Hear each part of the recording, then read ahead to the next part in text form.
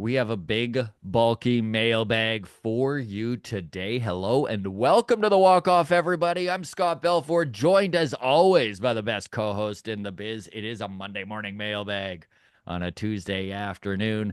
To all of you who have not hit subscribe on the channel, it definitely helps things out here on the Walk Off. If you do so, the like button also goes a long way. What we do every single week is we comb through your interactions on Twitter, on Instagram, on YouTube, and of course the Patreon bump gets your comments or questions into the mailbag. So that's at Walk Off Podcast on Twitter. We are on Blue Sky. I need to be more active there, but I do check it a few times a week. So if that's where you are residing these days, feel free to DM us at the Walk Off Podcast. If I'm not following you, feel free to just, I don't know what better way to say it, tweet at me, and I will make sure to follow back. And then you can DM me, Instagram, the Walk Off Podcast, and of course, drop your comments here on YouTube. Let's dive in, starting with Patreon. And I like this one, Adam. This page, by the way, this I like mailbag. the way you phrase that because it already shows that you don't like the rest of the mailbag. That's right. And I'm glad that you picked that up. And I just wish everyone else to be able to pick up my subtleties as well as you. And I'm just lucky to have someone to point them out for those who don't get it. So thank you. Yes. Yes. Um, so you know what? I'm taking a hard left turn here, and All right.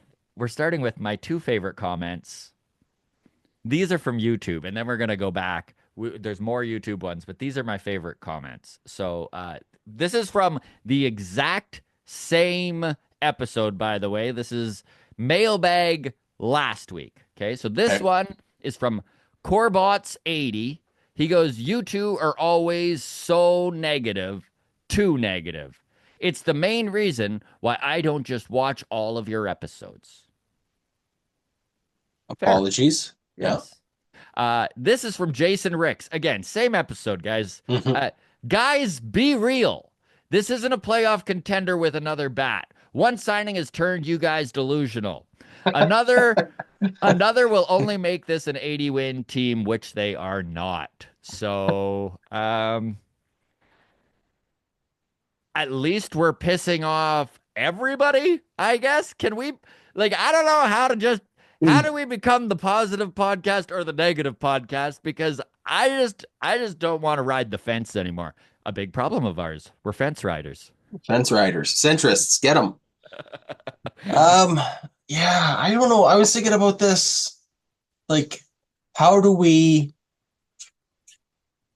how do we embrace this other than this is the only solution I could think of. It's a little crazy. I spend the rest of the week video editing the scene from Home Alone where, that one, Yes. right? Where he's slicking his hair back with his comb and stuff, right? And he's dancing along to whatever song it was. Brenda Lee, rocket around the Christmas tree. There you go. But we Photoshop Ross Atkins' face onto Home Alone, Macaulay Culkin. Same hairstyle, though, of course. Yes. And then instead of that Christmas song, we over top of it dub Take On Me. And he's just singing to that, and he is just getting ready for his best life. And I think we just put it out there, and it's either something that people embrace as like, yeah, Ross is ready to take on the world, Yeah. or it is that like eye roll moment of like, oh, what a delusional loser. And we just put it out there. And it can be interpreted both ways, Scott. I like this idea. In fact, I like the idea of we just start cheering for Ross Atkins to have a nice life. We don't even. Have a nice Can life. we We just just start separate chanting the it. man from the general manager for a moment, please? Yes, We just exactly. wish Ross all of the good times ahead. If I wish him a Hall of Fame career in baseball. Can I be sincere about that for a yes, minute? I yes. sincerely wish a statue for him outside of Rogers Center. Everyone talks about the slow start to Ross Atkins' career. They say, sure, Yes. the first 20 years, not all that desirable, but my goodness, the back nine. Can we talk about Hey, Ross man, Atkins' back the back first nine? 20 seconds of a fireworks show, also not that interesting. It's just a long, slow fuse. And then To even when when the they fuse all go gets in off. the firework, you're like, oh, that was it. And then kaboom, right? I hope it Yes. blows up. I hope this team blows up. So, Take that however you want. to everyone who feels we're too negative, I do apologize. You know we love this team. To everything who thinks we're too positive and delusional, apologies. You know we love this team. Moving on. Moving on. Here we go. Digging into Patreon here.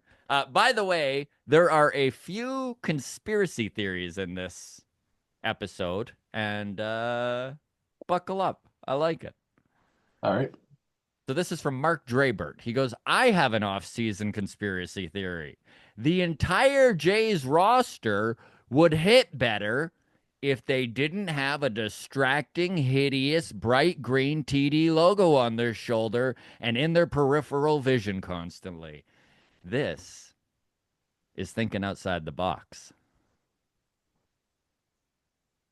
You think we abandoned TD? Is that the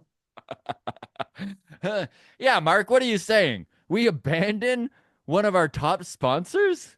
Come on. get rid of those comfortable chairs on the sideline? The comfort zone? We're just going to toss the comfort zone out with the bathwater? Um, You know that old adage, don't toss the comfort zone out with the bathwater. Babies, nature's comfort zone.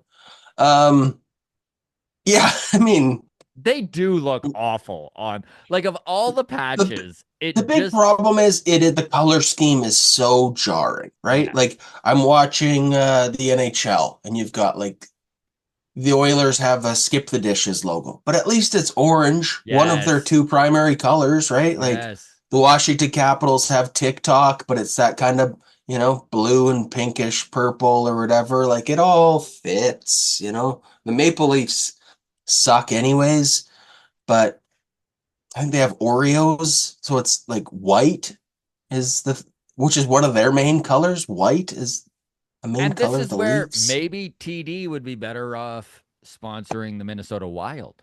Ooh. Right. Get in on the Minnesota Wild. Come on. Or the Dallas Stars. Buy low, Branch TD. out. Buy low. Get in. Buy low.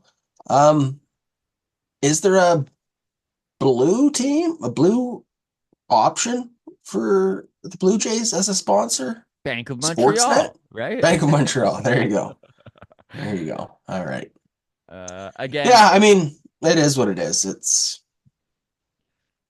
Patreon automatically gets their comments into the mailbag, by the way. So if you have been trying to get in mailbag, it's a goal of yours and you haven't, $4 a month gets you in here. It also gets you instant access to all of our interviews. I had a couple interviews yesterday, one with Riley Terada, AAA Buffalo Bison last year, first and third baseman in the organization. Also sat down with Alan Roden, couple of the guys on the Buffalo team that we're going to see this year. I mean, knock on wood that it's not a injury related thing, but you need depth, and these guys are knocking on the door. So I think both Terada and Roden will probably make MLB debuts this year. If you want to learn a little bit more about them, that's up on Patreon now. And of course, will be released to the public within the week here.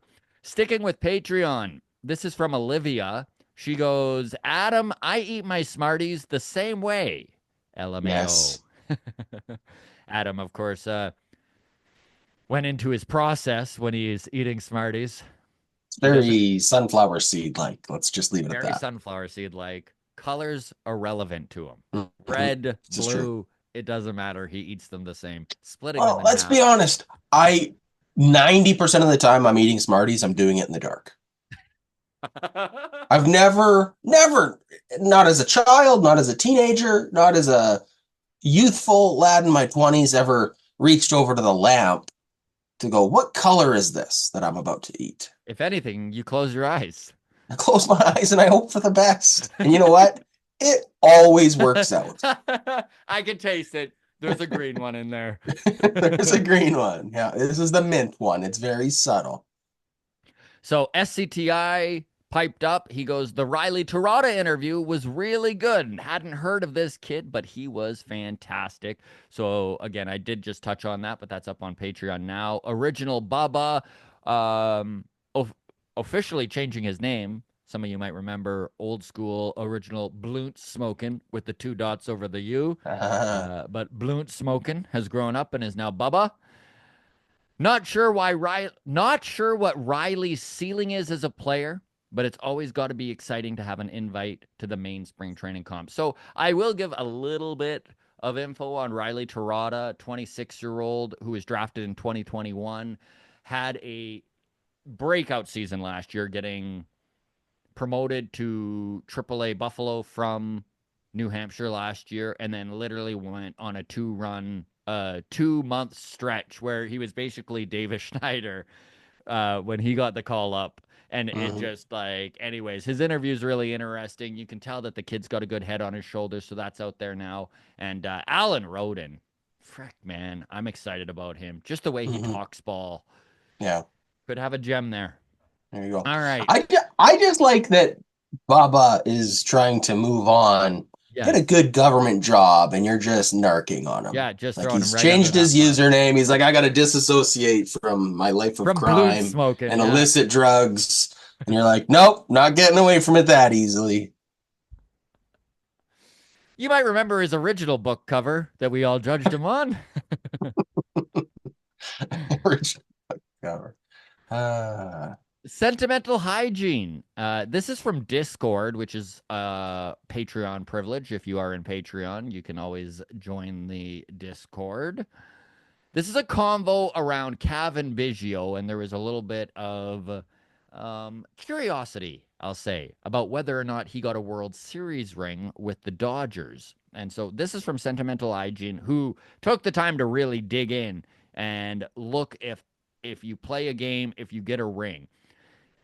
Basically, I'll read the whole thing, but the interesting okay. thing is it's kind of up to the organization. So, does everyone on the roster get a World Series ring? Some teams give rings to every player who appeared on the 40-man roster at some point throughout the season. Some only to players who competed in a game, so maybe they were on the 40-man and never played. No ring for you. Some teams give better rings to better players. Ben Ford, who pitched 11 innings for the 2000 New York Yankees, said he never got a ring at all. Mm. From what I can find, seems like an unwritten rule for many teams, but there's no written rules around it. I mean, some teams give rings to janitors. I was genuinely curious because Biggio only played 30 games for the Dodgers. It seems some teams don't and some teams do. I'd be surprised if the Dodgers didn't, but I honestly don't know. And the truth is, the Dodgers will because they are a great organization and will obviously look after it. This is one of the reasons guys go to the Dodgers, besides the money and the winning and all of that, right? So, no one is a well known organization. So Biggio will get a ring, you're saying? Yeah. Oh, for Okay. sure he will. Well timed cough. Yeah. Hit that mute Um, button perfectly. is there a is there okay, I know what we're saying. There's no like formal obligation to give a guy a ring, and some teams are just more generous, janitorial staff, grounds Yeah. crew, etc. Has a guy ever been snubbed that like made a playoff appearance? Like a guy pitched in game 2, but fucking was terrible. And they were like, no ring for you, you say. No ring for you. The ring Nazi? Yeah. Yeah. Uh, no, I couldn't No. find it. I did take a quick Google because I was curious about that too. And it seems like if you're on the playoff roster, or even like, Yeah. man, Yeah. yeah, Yeah. it would look pretty Um, bad. yeah, that free agent probably isn't going to re-sign. Um, here's my other follow-up question while we're talking rings. I don't expect you to know this. It's a multi-parter.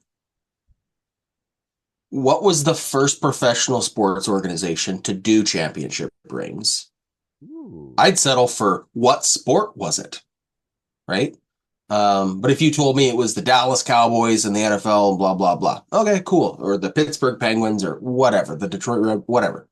So I'm interested to know the origin of the championship ring.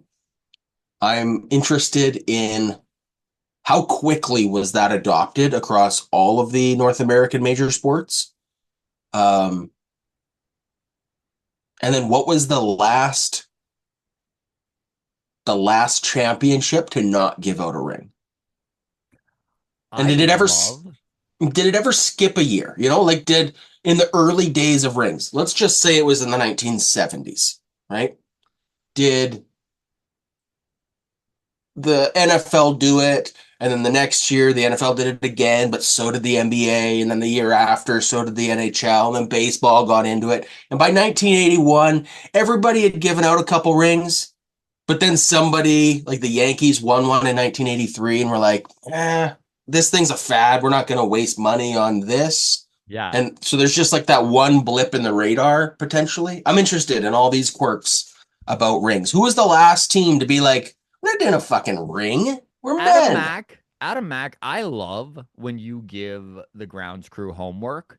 I know we've got one in here today about the insurance behind Tropicana Okay. Field, and Thank I you. love so Great. much there's an answer to this. Like you Yeah. folks listening, like sometimes he'll give you some homework, and you're like, "No, I can get this answer, and I will get this answer," and Bonus we marks appreciate it here. for sure. We So appreciate there it. you go. Couple questions. Championship rings. When did they start? How quickly were they adopted across all the leagues? Was there ever a team in the early days that skipped a generation and probably regrets it now? And what was the last holdout? What was the last team to win a championship? No rings. Moving on. This is from Johnny Eaton in Patreon, and he was commenting on the Josh Kasevich interview Mm-hmm. we did last week. For those of you who aren't aware, Josh Kasevich is a top 10 prospect in the Blue Jays system. In fact, Josh Kasevich and Alan Roden were both named by a couple of the Baseball American writers as under the radar prospects that didn't crack the top 100, but they can see big things coming from, which is pretty cool because they named about 10 across the league, and the fact that two of them were Blue Jays is great. Kasevich is a defensive wizard. And I mean, you listen to Riley Terada and Alan Roden interviews I did yesterday, they bring him up by name, both of them unprompted, talking about his defense. Nice. So, offensively, took huge strides last year. And this is a kid that we could see making his major league debut this year. And who knows, with there being a question mark at shortstop right now heading into 2026, could be, I mean, it would sure be nice to see the Blue Jays actually hit on a developmental win, which is something that Yeah, they've struggled to do. So, yeah. So indeed. this is about Josh Kasevich. This is from Johnny Eaton. He says the kid strikes me as super smart and mature for his age. Impressive, impressive. Wish him nothing but the best of luck. And here's hoping he's our next shortstop. So agree. That is actually out to the public right now. So if you do want to learn more about one of our top prospects, Josh Kasevich, 24-year-old shortstop, who will be starting at AAA Buffalo this year, it is out on YouTube and wherever you get your podcast now. Last Patreon comment before we get to Twitter and YouTube. This is from Philip. He goes, Adam and Scott, I definitely want to see the Blue Jays get Pete Alonso. You are not alone there, my man. I feel like that power presence will set this lineup over the top. But can you guys please talk about Jonathan Clase? I truly hope he has a good spring and forces his way into the lineup. This guy is a superstar leadoff hitter in the making. Please, Adam and Scott, share your thoughts on this kid. So, Jonathan Clase was acquired last year at the trade deadline when the Blue Jays kind of had their sell off of expiring contracts. What's kind of interesting about Jonathan Clase is Adam, the guy we traded for him, member of the Blue Jays bullpen right now. Of course, it was Jimmy Garcia that was moved to Seattle. And Clase came over in that deal. Clase currently ranked as the Blue Jays' #6 prospect, 22 years old. He made his major league debut last year and finished the season with the Blue Jays on the roster. A lot of tools you love, but his bat is lacking. So at 22 years old, I think that we're going to see him given a full year in AAA. Obviously, things can change. And if we see an improvement in his hit tools, this is a very likely possibility that the Blue Jays are shuffling through numerous fourth outfielders in this season. And he's a guy who could fit in nicely as that coming off the bench, the ability to play center field and right. And I mean, if you can play center field and right, you can play left. So he can do all of the outfield positions. Again, young and has development left, but he is an exciting prospect and a top 10 prospect in this There you organization. There you go. Yeah, kind of a mailbag full of prospect talk. I kind of like it. go. Interesting. Going to Twitter. This is from our longtime listener and good friend, Chris Keeping. By the way, Chris has a couple kiddos that listen to the podcast as well. So a tip of the hat to Brookie and Bray, who are always ready to ask questions and chime in and stuff. So it's kind of cool when he reaches out and has comments and questions from the kids. Chris says, "Hey boys, here's some conspiracy fodder for you. What if Vladdy doesn't want to sign unless they sign Alonso? What if Alonso doesn't sign until after the 18th of February, Vladdy's negotiation window, which opens the door for the Mets to get Vladdy next year once he hits the open market? I could see Steve Cohen slow playing Alonso with no intent on signing him to help close the Vlad negotiation windows."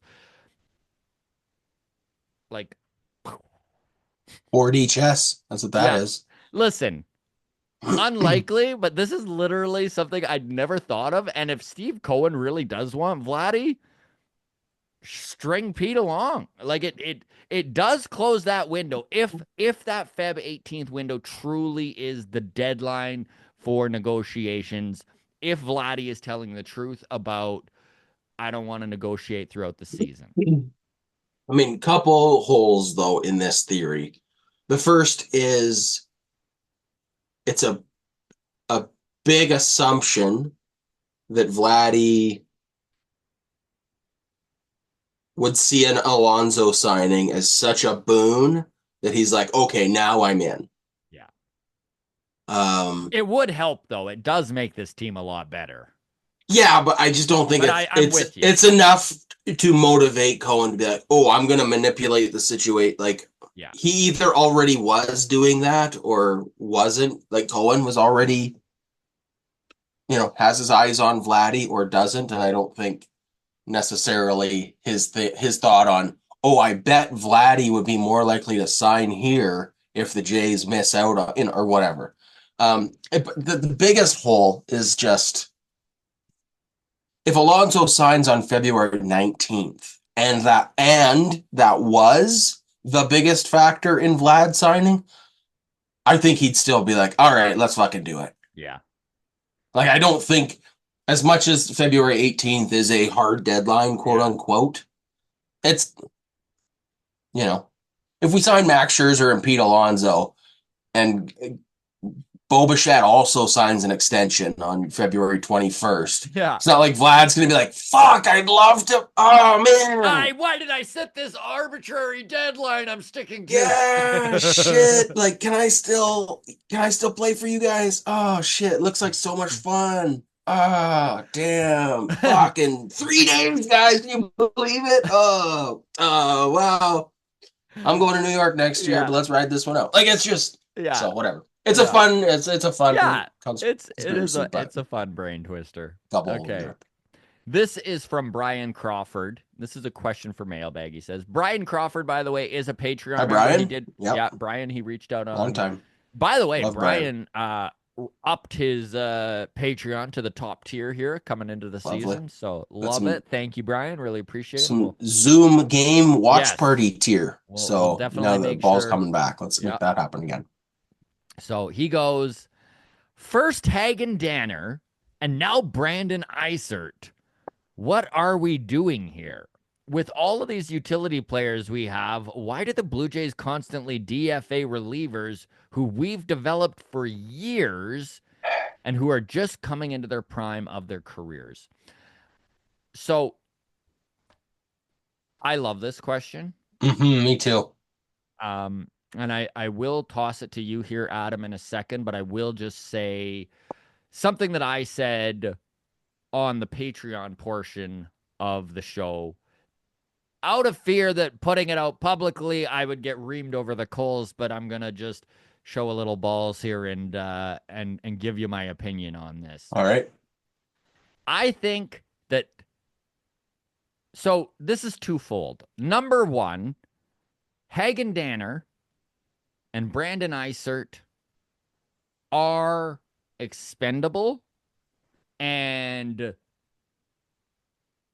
are they going to move the needle? Maybe, especially Danner. I do feel could wind up coming to bite us in the butt, but it's not Mm-hmm. worth getting all upset about. That said, I am upset about it. And it's because I truly believe that these scenarios are microcosms of a bigger problem throughout the organization, which is the grass is always greener, Adam. And I really do see this in Mark Shapiro and Ross Atkins quite a bit. And it really bothers me. And we've seen it with the way they've gone all in on Shohei Ohtani and all in on Mm-hmm. Juan Soto, and the fact that we have our major pillars of this team not signed up yet. And I do think that this goes further than just the biggest stars. It goes right throughout the organization. And if you look at Hagen Danner, you look at Brandon Isert. So these are guys that have been within this system for 5+ years. That's a lot of coaching, of money, a lot of development time put into these guys that are now being picked up by other organizations. Both of them didn't make it through waivers, by the way. These guys are going to pitch and probably going to pitch in the major leagues this year. Brandon Yep. Isert last year broke a record in Buffalo with the Bisons for the most innings pitched by a reliever. That's how long he's been with the organization, right? Spent a few Mm-hmm. years in Buffalo. I am well aware he made his debut last year.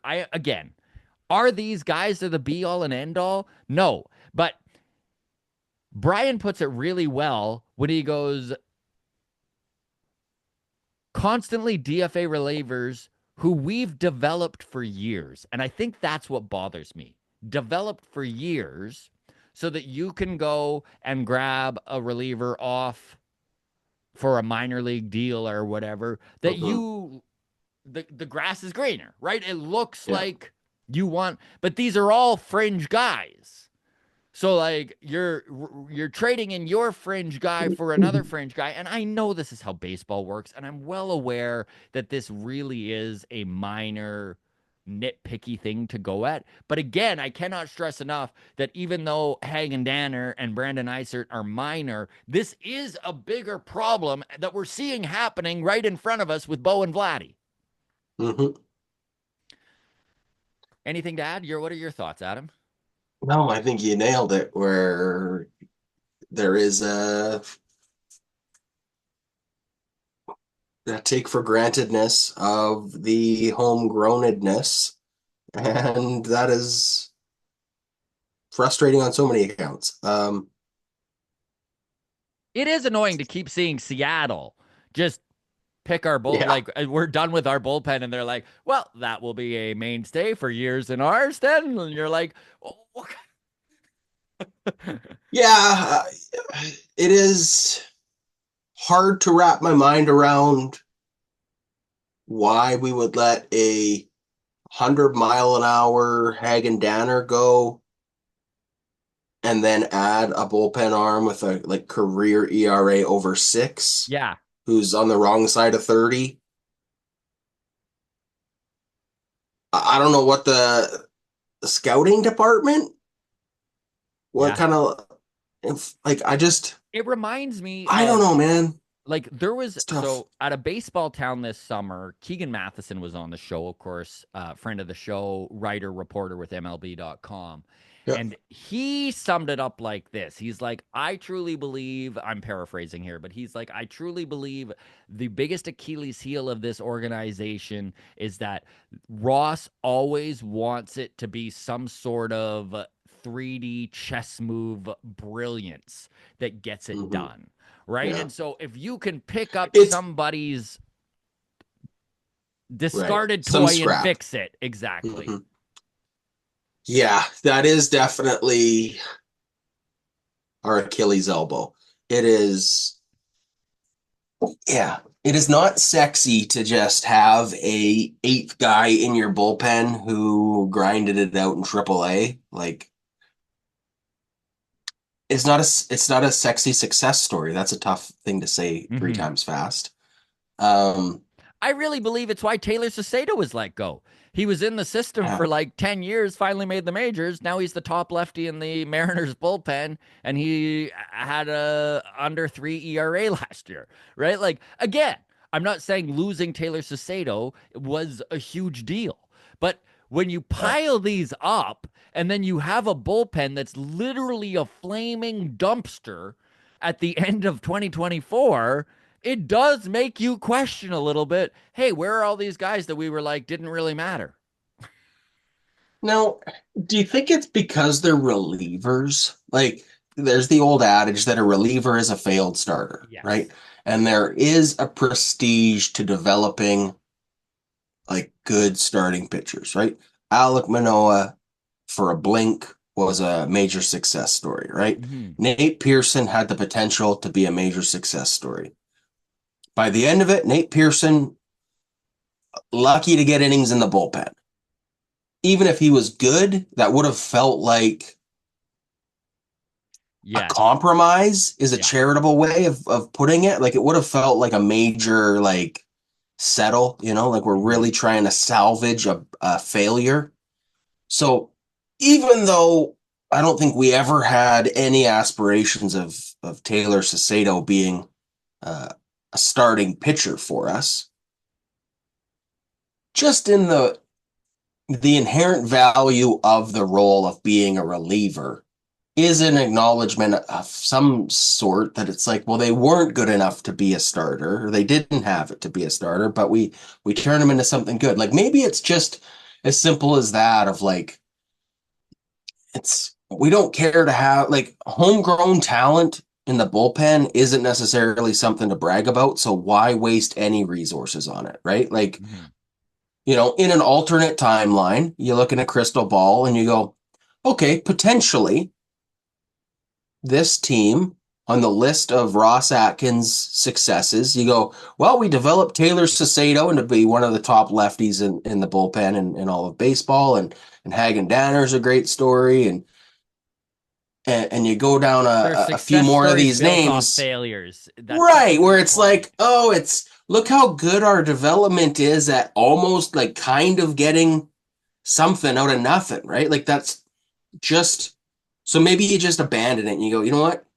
That's never going to be something we're going to put on a resume for Ross Atkins. It's never going to be something that when we bring Roki Sasaki into a meeting, we're never going to be able to be like, look what we did with this guy that used to be a catcher. We turned him into a half decent fireballer out of the bullpen. Like that doesn't have value for a free agent, maybe if like Mm-hmm. if that's a factor. It seemed like it was for Roki Sasaki, according to the accounts across the league, was that he was concerned with, he wanted to go to a place where he felt like he'd have good developmental support and blah blah blah. And maybe it's just that. It's like you're not pointing to a Taylor Sasado or that you saved Nate Pearson's career and got him to be a competent bullpen arm instead of the first ballot Hall of Famer that the MLB network asked him about, Yeah. the path he was on. So, but maybe when you do take a 35-year-old with a 6 ERA and you go, well, we could do this one tweak and the upsides maybe there, like how many of those guys, the Tim Mazas and Yeah. do you go, okay, well, we've had some success with these reclamation projects. Maybe success from a reclamation project is just something you can put on your resume, right? We could say, look, this guy toiled in Seattle for 15 years, could never get it together. We Yeah. brought him in and he had success immediately. Ta-da! Look Again, how good we are. it's So, it's the Keegan Matheson point, right? It's like, yeah. look what we did. So, Yeah. yeah. So, there you go. By the way, just because you mentioned Tim Mesa, Mr. Mesa got Pirates. himself a major league deal last night with the Pittsburgh Pirates. Very, very cool. So a big Good for congrats him. to him. Obviously, he has been with the Blue Jays since 2017, and then he went through that big Tommy John surgery and came back in 2019 for the rebuild.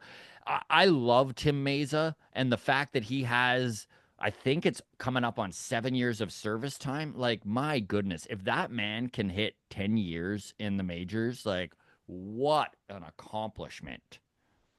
Yeah, yeah. Good luck. Godspeed. Mhm. While we're talking Pirates, Paul Skenes Yes. rookie card was found by a kid in LA. Yeah. I have thoughts on this, questions on this. They offered a bounty before it was even found. So this Yeah. is like what for those of us, those of you, those of us that are outside of the card collecting sphere. Um, there are different levels to rookie cards, right? There are more premium versions and more elusive, more highly desirable ones, but something that Major League Baseball and Tops have been working on in recent years is they do have kind of a granddaddy rookie card in theory, and it's like the you have an MLB debut patch on your jersey that you wear for your first ever game in the majors. This is for everybody that makes their major league debut now. The patch goes on their jersey for that game worn jersey. And then that patch gets cut off and put in a special, like one of one rookie card, right? So it is like the Paul Skenes rookie card to have Yeah. literally has his MLB debut patch from his first game in the majors, right? I love that they're doing that. I think Yeah. that's super Very, cool, very cool. So cool. especially for like a superstar to have. Yeah. Like to have a card like that would just be like an awesome piece to any collector's set.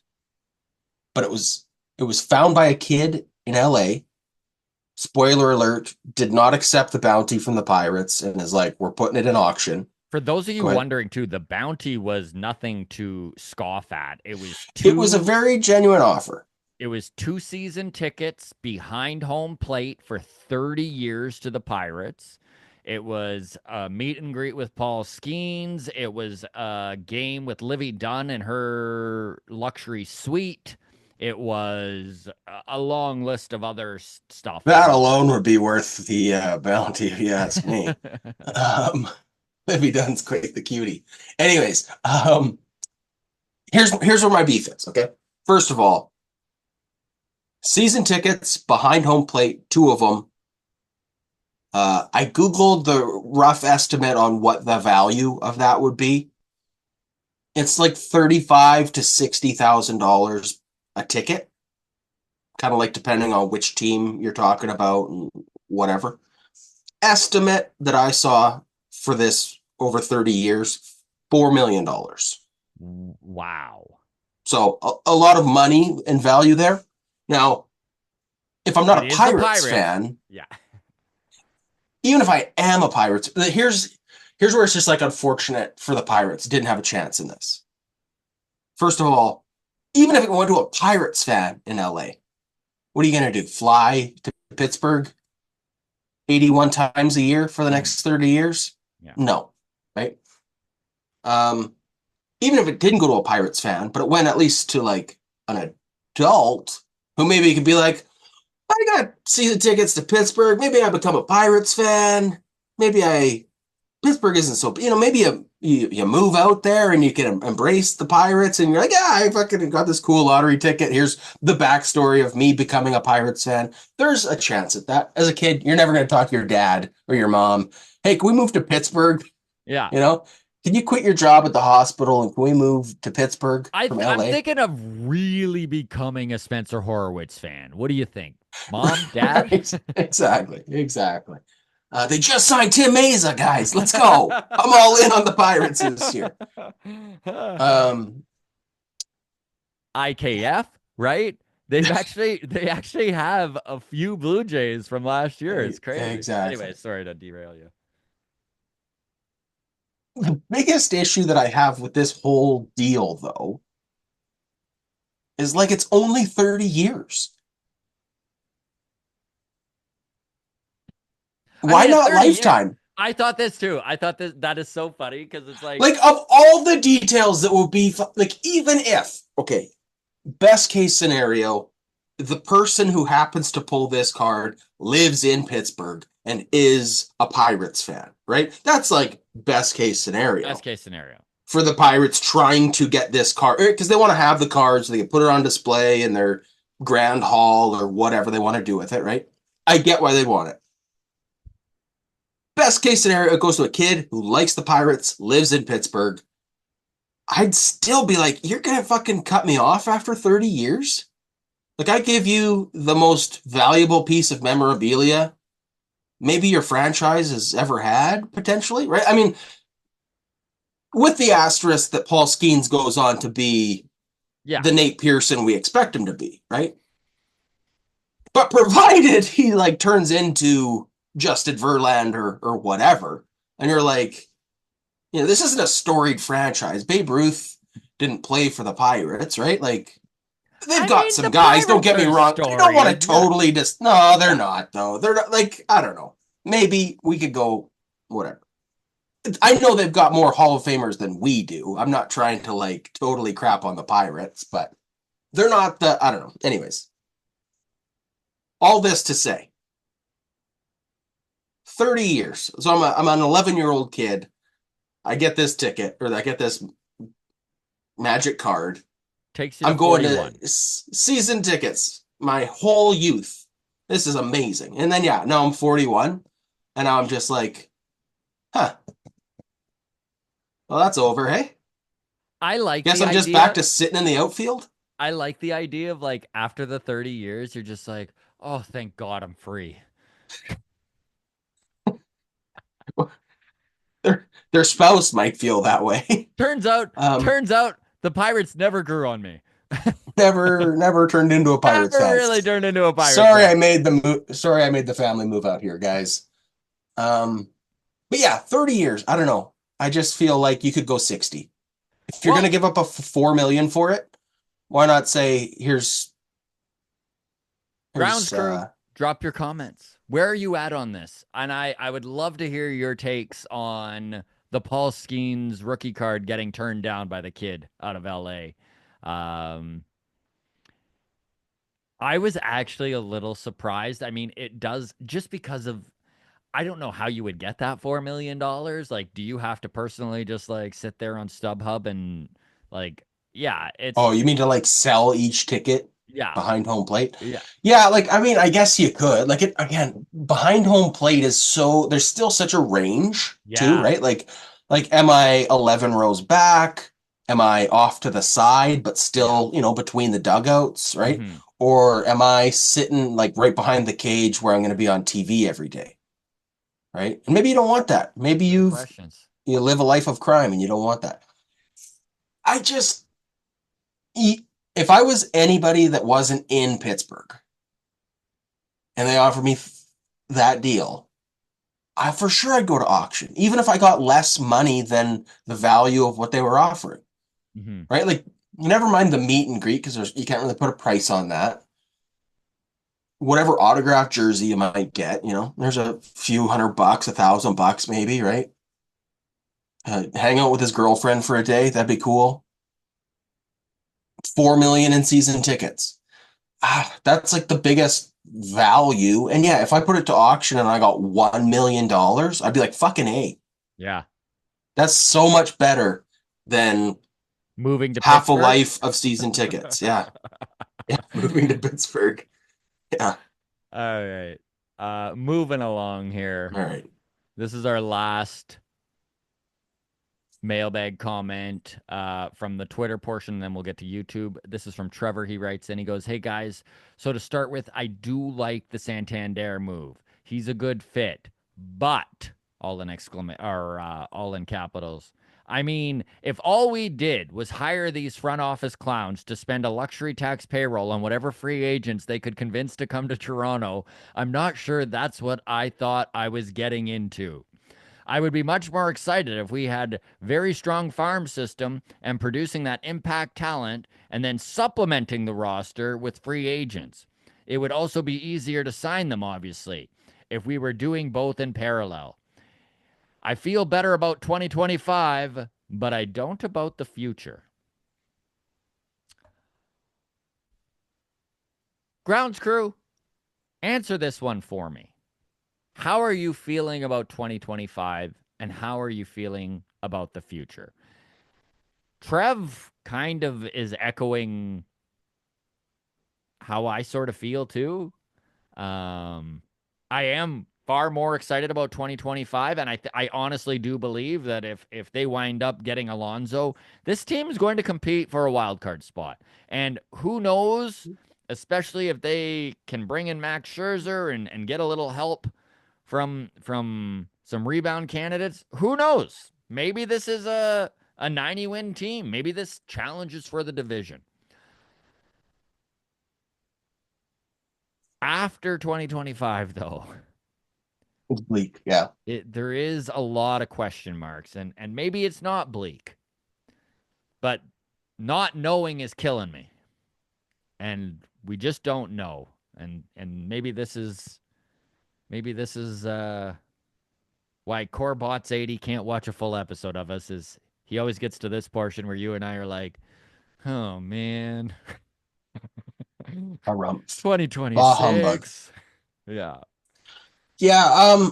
Man, kind of to tie this back into like the conspiracy theory earlier of like Vlad wants Alonso to sign. Would he ever fucking be in line for potentially a bigger payday if Alonso signed? Like all of the factors of Vlad at first base without Alonso in the lineup in the season that he could potentially have Mm-hmm. with granted protection from Santander in the lineup. But He's on pace for $450 million, right? On that pace. But third base is a more premium position than first base. We know that. If Alonso's here, Vlad's at third. even if Vlad's only playing 40 games at third, right? Like even if there If really he is a does it little, competently enough to go to a team like Houston or whoever and be like, I can play third. yeah. I'm a free agent as a third baseman. Toronto handcuffed me, but look, I just put in 60, 70 games at third. I grew up as a third baseman. That's my natural position. I want to go back to that. You're going to get a 50 home run third baseman. Where's my money? I mean, yeah. Right? So with Alonso at first base, Vlad moves to third. Whatever he was in line for, it's going to be a little bit more I think with the too, more he has on a third base resume. And then you've got the extra like Alonso protection for Vlad's getting him. bat. Yes, exactly. Like Yeah, Vlad goes from being, what did he hit last year? 35 home runs? 30. But still, Okay. And he hit 48 in in 2021. 2021. Yeah. If you sandwich Vladdy between Santander and Alonso, He's going to see some fastballs. he might hit 50 home runs again, man. Yeah. Like you tell me Vladdy as a 50 home run third baseman isn't going to get a sniff of 700 million at 26 years old? Like, I'm not saying he's going to get 700 million, Scott, No. but like that's where the mind is of Yeah. like the why he's not signing right now, right? Yeah. Is like he's a 30 home run first baseman at 26 years old. That's why he's getting offered 400 million. Both of That's those factors with a like if he can ball out, stay healthy, and play competent third, man, he doesn't have to be a Gold Glove third baseman. He just can't be which is good because he's not. bad. Yeah. No, but like if he can be a top 20 third baseman defensively, like I'll say this. and hit 50 home runs, I do it's think you're hitting on something here. I will say I personally think that they will still try to do everything they can to make sure that Santander is playing probably more left field than he should, and Alonso's going to be taking a lot of DH probably at bats if he comes maybe. to Toronto. I still do agree with you, and I do think that I'm not sure what the number was. We saw Vlad play third last year. It was like Let's say I think it was 15 less to than 20. 20. Yeah, I think it was Yeah, less than 20, 15 to 20. Let's just without checking, let's just use that as a gauge here. Okay. So let's say he sure. played 15 games. I do think if you bring in Pete, he's going to double that for sure. Right. So if you do have a guy who can play a little bit of third base, plays first base, it does give you a lot of versatility and it does increase your value. I don't know if you can actually go to the point where you're giving him points for being a third baseman, but just the ability to move him to third from time to time does give you some flexibility when it comes to bringing in a bat like Pete Alonso, right? So it does increase his value. As a rookie in 2019, he played 96 games, all 96 at third base. Mhm. Last year he played 12 at third 12. base. Okay, 12. So again, doubling it would be easy. Yeah. But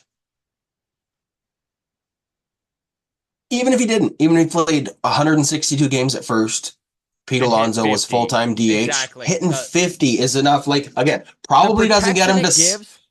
probably doesn't get him to 700 million, but now you're in the like 550 to 6 range. Like Mhm. potentially, right? Like Yeah. if he's already getting those 400 to 450 talks And Adam, we don't know how the as a market's going 30 home to run guy, we don't know how you're the gonna market's going to be either. Like that's the other thing that people keep forgetting this is it, sometimes is that man. Like like if the the Mets miss Boston out on Red yeah. Alonso and then they have an early exit in the postseason and Vladdy hits 50 home runs, like I don't know how the Mets don't go crazy for And Vlad. these are the teams that could use a first baseman. Okay. Ugh, I already hate the second team on this list. The New York Yankees, Ugh, first team on this list. I the hate them. Boston Red Sox, I hate it. the New York Mets. Ugh. Okay. And these are big spending teams. You can also put the San Diego Padres on that list as Luis Arraez is also a free agent next year. So these are four teams that have Dominican bloodlines that run deep throughout them. These are four teams that spend money, not could spend money, right? Like this isn't a Toronto. Well, they probably could spend 300 million. All of these teams have proved they can, Yep. have, and will spend 300 plus million.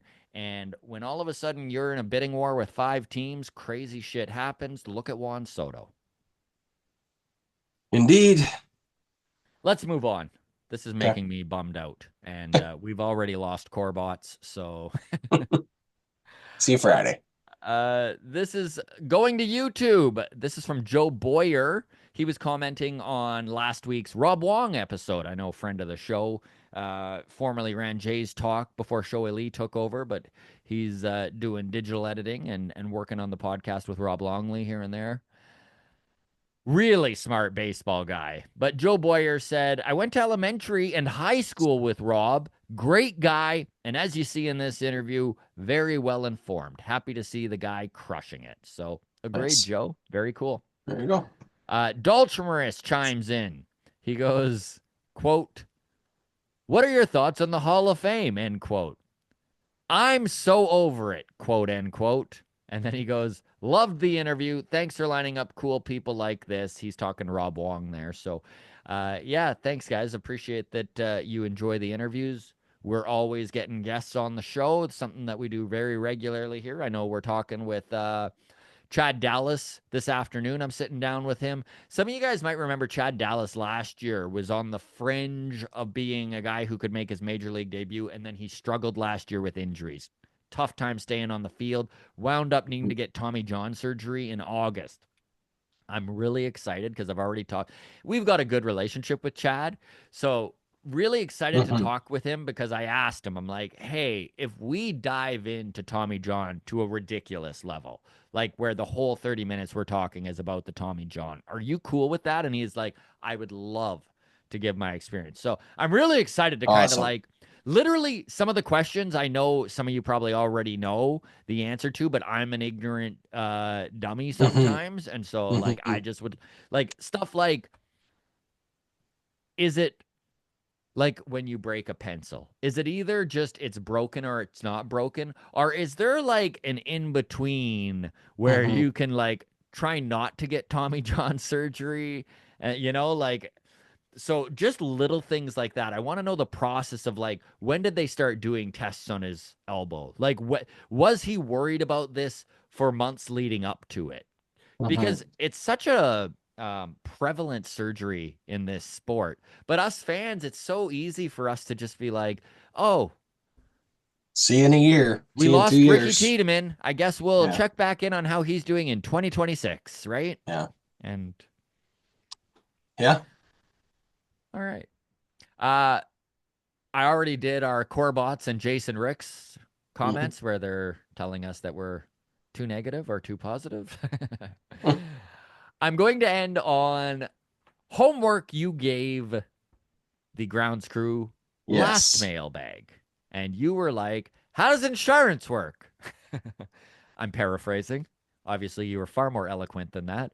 But basically, you were talking about Tropicana Fields. So this is from Mike B, 1988. He goes, hey guys, the Rays do not own Tropicana Field. The city of St. Petersburg, Florida does. So my guess is they have commercial insurance policy that would assist them and some of the rent costs at Yankee Spring Training Stadium. So it is the idea of like when you crash your car, they pay for a rental or portions of the rental Yeah. Yeah. for a while and then commercially they would be doing the renos or whatever from the storm. So yeah, there you go. Can I tell you a story about car rental? Please. This is how we're ending So it. we're ending on this. Better be a good one. It's not.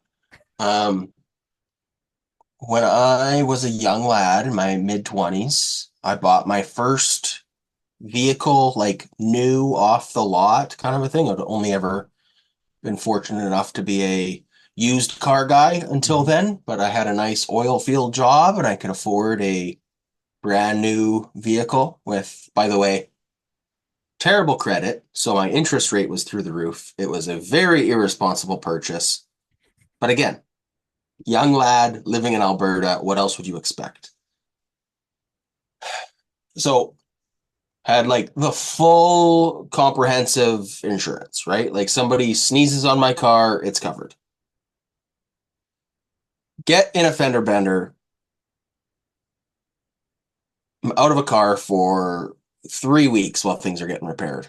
I get a rental. The rental is provided by my insurance. Again, I have the like full, I'm paying max premiums. Who cares? I'm making oil field money, right? So I get this rental car. Um, we're going to, I think, Saskatoon to see family or Regina to see family or something. And the car rental place was like, "Oh, do you want the whatever extra insurance coverage on it?" I was like, "No, like just what's included is fine." Um, Drive out to Saskatchewan. On the way back, get caught in this fucking brutal hailstorm. Oh Absolutely turns no. this rental car into a golf ball, right? Just dimpled from head to toe. I am not worried about it at all because I've got the full max comprehensive coverage that anybody could ever have, only to find out that that policy did not also cover my rental car. They provided a rental car, but I basically had no insurance on it. Oh, So I had to pay like no. $12,000 in hail damage. It Oh was my God, insane, dude. man. It was insane. It was insane. So, lesson learned. It was an expensive one. Oh, Pay it the was extra brutal. $60 on your Yeah. car rental. Yeah. As Jerry Seinfeld would say, because I'm going to beat the shit out of this thing. Or something. Probably said Yeah. without a swear word. But yeah. Yeah. So car insurance. Yeah, that was a tough pill for me. Because I was like, oh, I'm not even worried about it. Well, Not even worried. it's I'm it's good. nice I was it's not nice to good. end this on a feel good story. Exactly. There you Yeah. go. Honestly, to all of you who sent your comments in and do so every week, thank you so much. A big apologies if you were hoping to get your. I know I had a couple on this list where I've told you 2 or 3 weeks in a row that I would get to it, and then I haven't. I promise. Just keep trying. I really do switch up all the public stuff as much as possible. And hey, if you're actually sick of it and you're just like, I can't believe these guys won't do this, $4 a month solves your problem, my friends. So, uh, all the best, everybody. We will see you on Friday. Remember, we do have interviews up right now on Patreon. If you are into prospects, Josh Kasovich is available to the public right now. And then keep an eye out for Alan Roden and Riley Terada. We are going to be talking with Adam Macko next week. Of course, he was the prospect in the Teoscar Hernandez trade. He is killing it right now. Finally healthy, big lefty, Canadian kid, originally from Slovakia. And he is a lefty. So definitely room on this team. Hopefully there aren't any bad tacos or injuries, but I think he's another guy we're going to see making his MLB debut this year. So keep an Nice. eye out for that. All the best, everybody. Cheers.